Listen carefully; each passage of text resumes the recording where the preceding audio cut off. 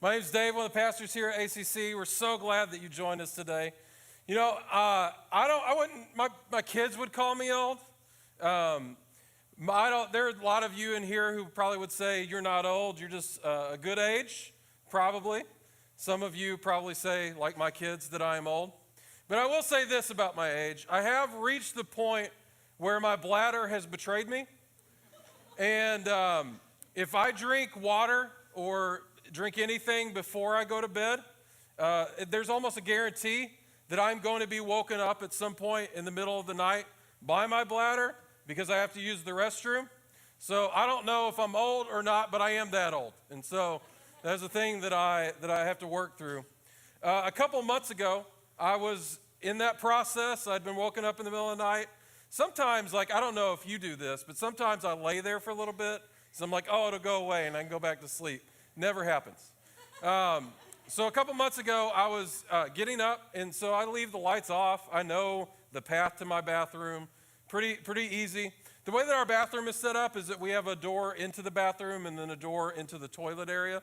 And so I am walking through the one door, and remember it's dark, I didn't turn any lights on, and all of a sudden I'm like halfway through our bathroom to the other door, and I just slam into some object where I'm stubbing my toe, I hit my shin, do a little tumble over the object that I do not know what it is at this point. Well, it turns out somebody in my family, probably one of my children, I would not say it was my wife, had betrayed me. And they had brought one of our dining room table chairs into the bathroom for some reason and placed it right in the middle of the pathway going between the doors. And I'm just like, that's just awful. What a mean thing to do to somebody, to pick on the people whose bladder have betrayed them. And it's so interesting because sometimes, when we're in the darkness, when we don't see what's going on, have you ever encountered something like that? Have you ever encountered you just didn't see, and that object just caused a whole bunch of pain for you? I can think about that even spiritually. I've experienced that blindness, that darkness spiritually. Before I gave my life to Christ, I was a teenager.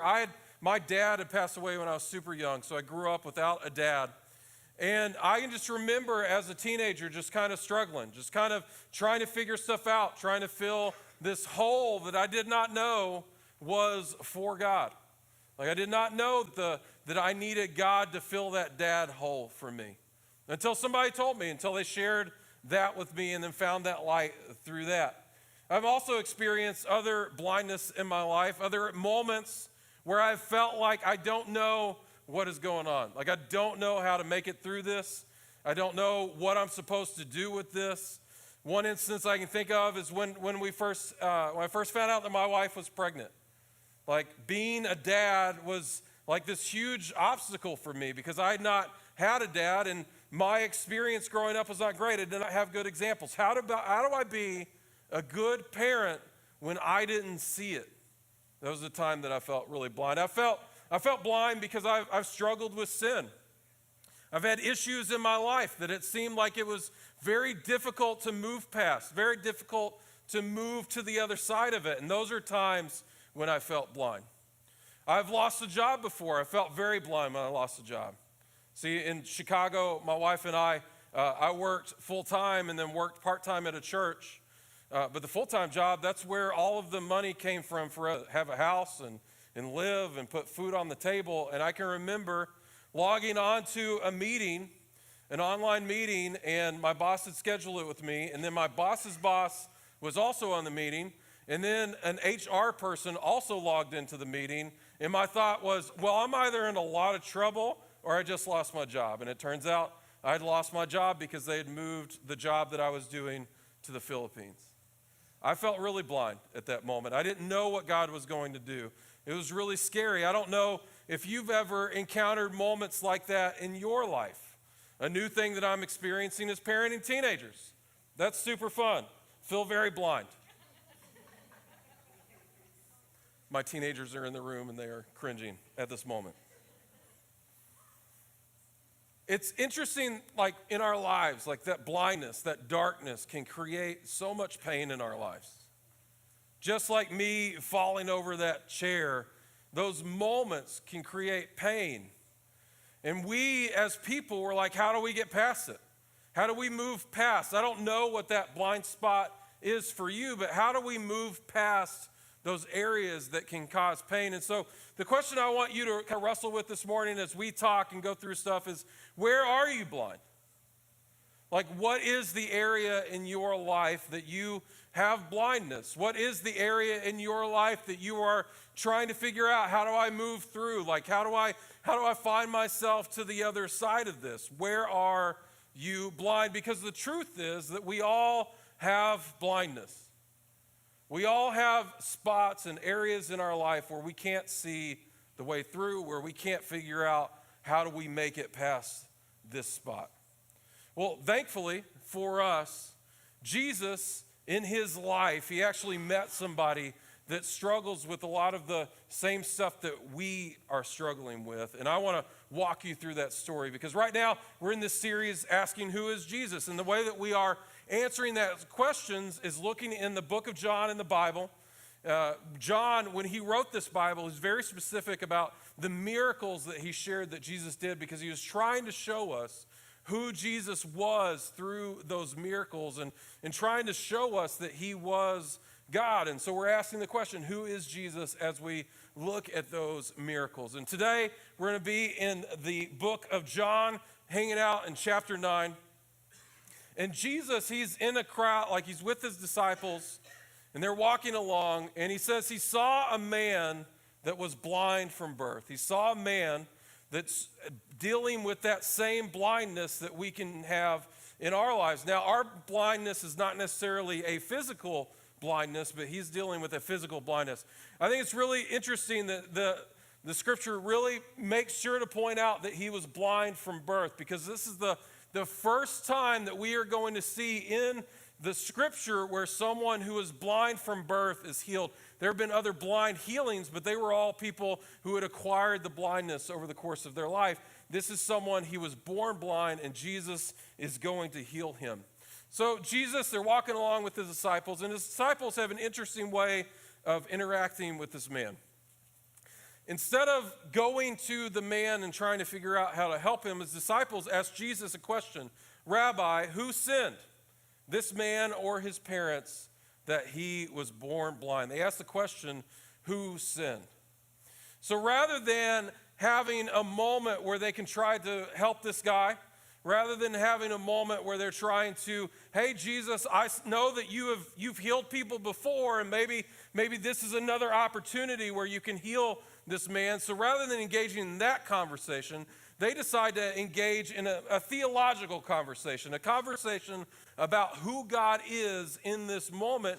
Because for the Hebrew people, the thing that they believed is that if there was something that you were suffering from, like if there was some physical ailment that you were suffering from, that physical ailment came because you or your parents sinned. And so that's how they thought about it. That's how they approached it. And they want to know from Jesus, who was it?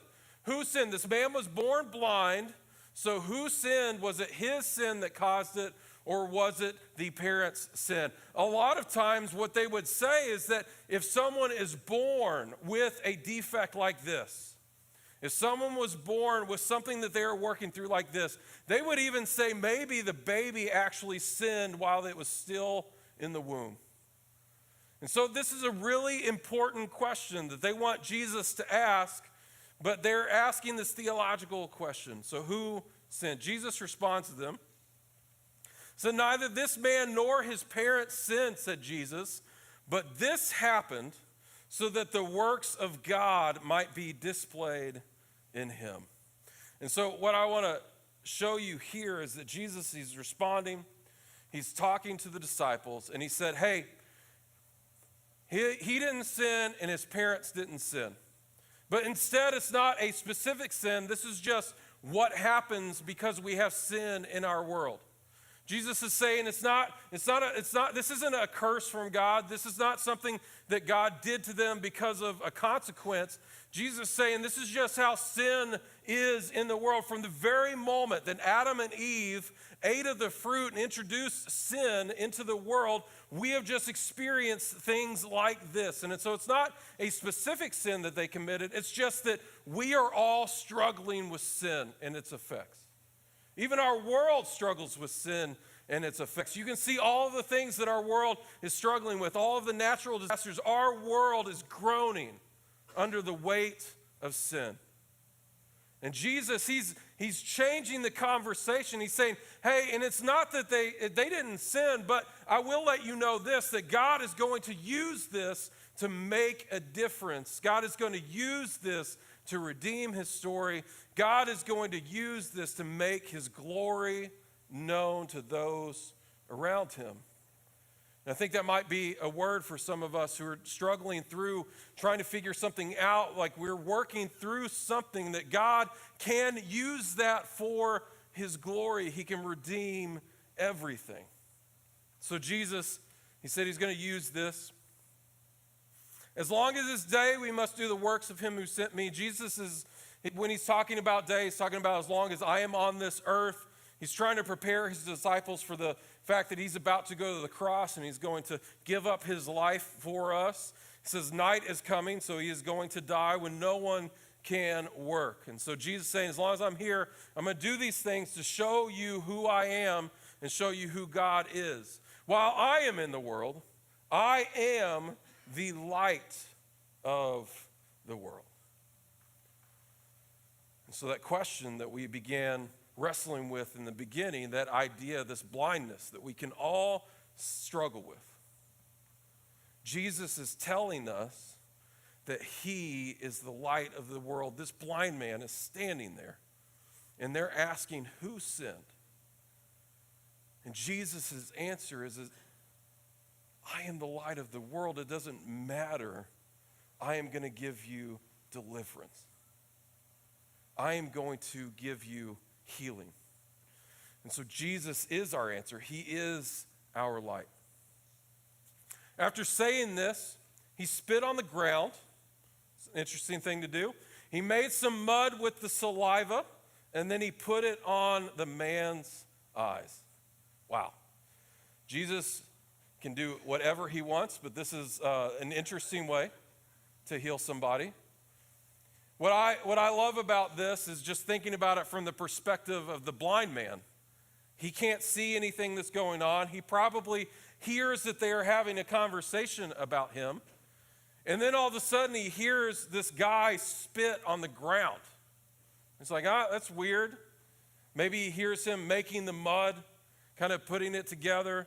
And then all of a sudden this guy is spreading mud on his eyes.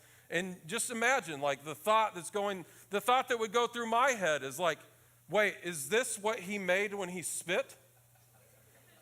Like, is his spit on my eyes? But I think Jesus is doing something pretty incredible for us here. He's taking something that is of himself, something that is of his nature, divine, and he's mixing it with the stuff of creation.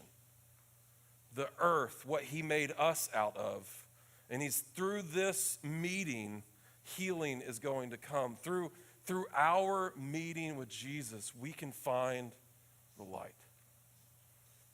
So he rubs the mud on the guy's eyes. Yep, there we go. Thank you.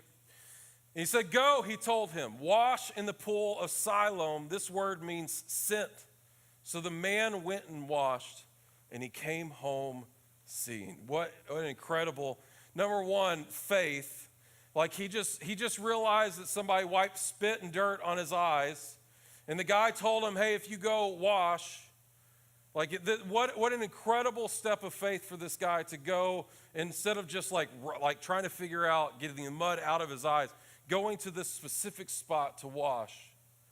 Like, because he can't go on his own. He has to ask somebody to help him. Like he's blind. He doesn't know the way forward. He needs somebody that can lead him there. What an incredible amount of faith that this guy had. And so He goes, he's healed, and he is changed. As a matter of fact, when he comes home, his neighbors don't recognize him. The healing that Jesus has done in this man's life is so dramatic, so drastic, that people who have known him their whole lives do not recognize who he is. And so they ask in the story, how in the world did this happen? And when they hear that Jesus rubbed mud on his eyes and they hear the whole story, they go and they take him to the Pharisees, to the religious leaders, because there's this incredible miracle. There's only the way that God did this. Like no other way that this could have happened but through God. And so they take him to the religious leaders, and the religious leaders start asking him questions. And when he shares with them that Jesus did it, it's like everything changes. Because at this point in Jesus' life, he is controversial. Like the religious leaders, the people who are supposed to know how to work it through, how to make it to the other side, those people, catch it, they are also blind to the fact that the Messiah has come and they can't see it. As a matter of fact, they've made a rule that anybody who acknowledges that Jesus is the Messiah is going to be kicked out. They're going to be taken out of fellowship. They're going to be kicked out of the synagogue. And for them, like, this is a monumental punishment because this is their community. There's not like multiple synagogues in a city. They all come together to the one synagogue, and all of their family, all of their friends, they all go together. And if you're removed from that community, you're just kicked out. And you can imagine for this guy who has been blind from birth, being removed from that is being removed from the people who have provided for him for his entire life. And they keep questioning, they keep asking him questions. As a matter of fact, at one point, they'd asked him so many questions that he just responds. He's like, hey, you guys keep asking about Jesus. Like, do you want to be his disciples too? And this is where the Pharisees' brains, they just explode. Like, they just freak out.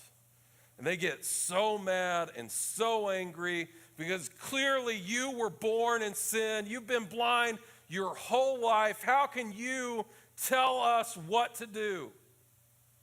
How in the world can you tell us what to do?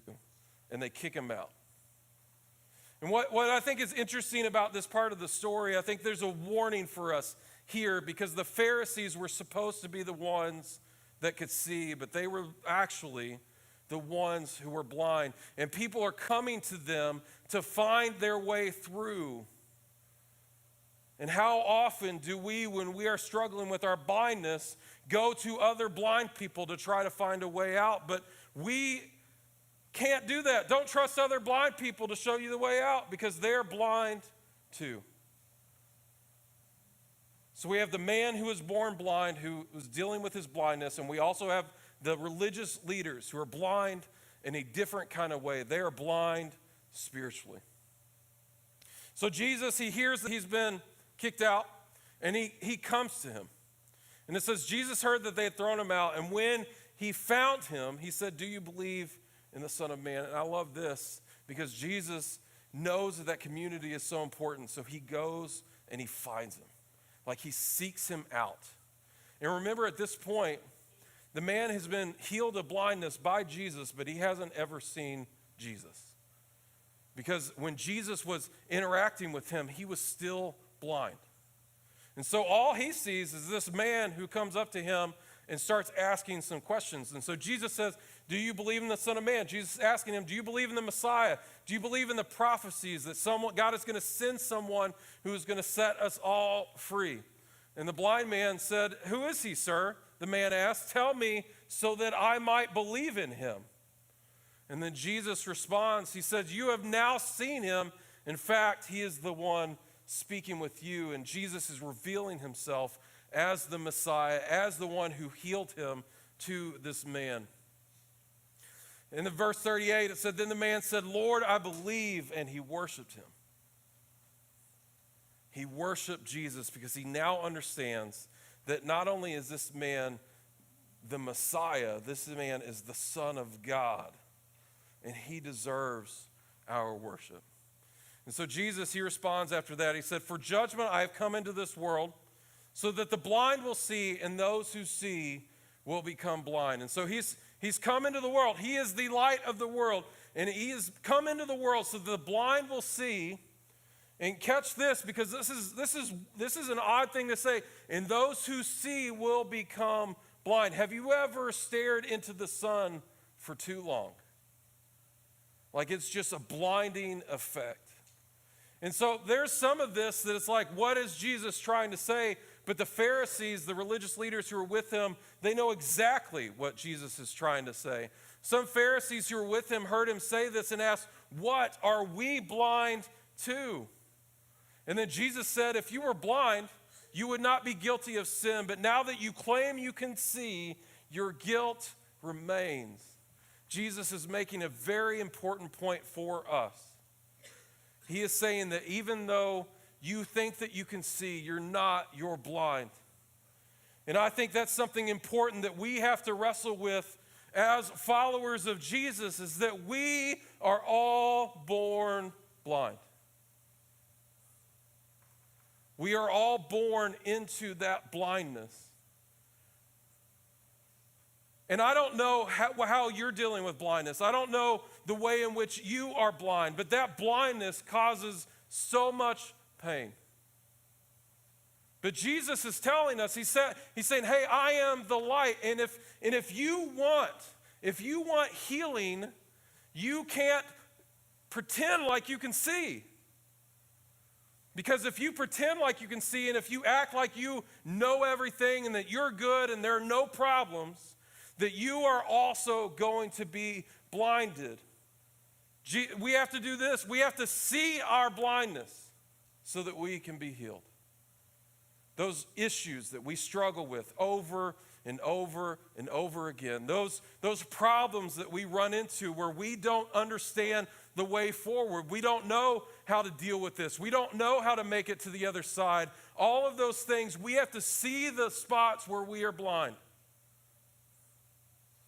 so that Jesus can show us the light and heal us of our blindness. Jesus is our light. The Pharisees, they thought they could see. They thought that they knew better. They thought that they knew the way through. But Jesus is telling them, you don't. And because you can't recognize your blindness and you can't see the spots where you are blind, you're just going to continue to be blind. It's like with us when we try to make it through stuff on our own, when we try to go our own way, when we know that the Bible tells us that we should do it this way, that this is the way that Jesus wants us to live, but our emotions and our heart deceives us, the people around us deceive us and say, "No, the Bible says that, but it's okay to do whatever you want, and you can just walk that way," and that becomes our blindness. If we can't see the areas that we are blind, then there's no way for us to be healed, and there's no way for us to see Jesus' light, and we're just continue tripping on that chair in the dark, constantly running into it, constantly bringing more pain into our lives. And sometimes we have blind spots that we can't see. And what we need is we need people around us. We need the community that God has made us for to be surrounding us so that they can show us our blind spots. Because a blind spot isn't there because you're not smart enough to see it. A blind spot is there because you don't have the right perspective. And we need that community. We need those small groups. We need to continue coming here to church so that we can build a relationship with people that can show us our blind spots and help us get closer to Jesus. Jesus, in the chapter before this, I think he says something about being the light of the world that I think is really important for us as we think about how do we walk this out. So Jesus is the light of the world. What are we supposed to do? How are we supposed to see our blindness? What is the thing that's going to show us? And in John chapter 8, he says, when Jesus spoke again to the people, he said, "I am the light of the world. Whoever follows me will never walk in darkness, but we'll have the light of life. Jesus is saying, hey, I am the light of the world. And if you don't want to walk in darkness anymore, if you don't want to continue in your blindness, you have to follow me. Jesus is saying, hey, if you don't want to be blind, you have to have a relationship with me.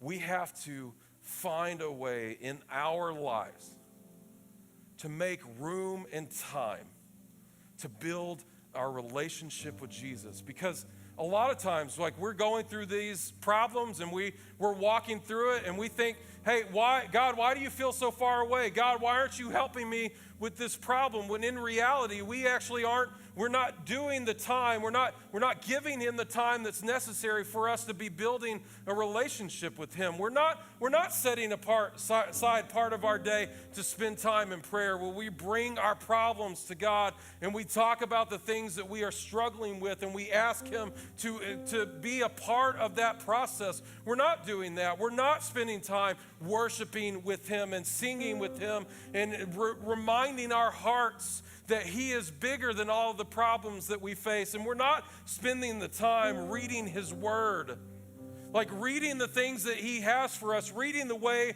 that he wants us to live, allowing those words to guide and direct our lives. Because if we want a relationship with somebody, we have to spend time.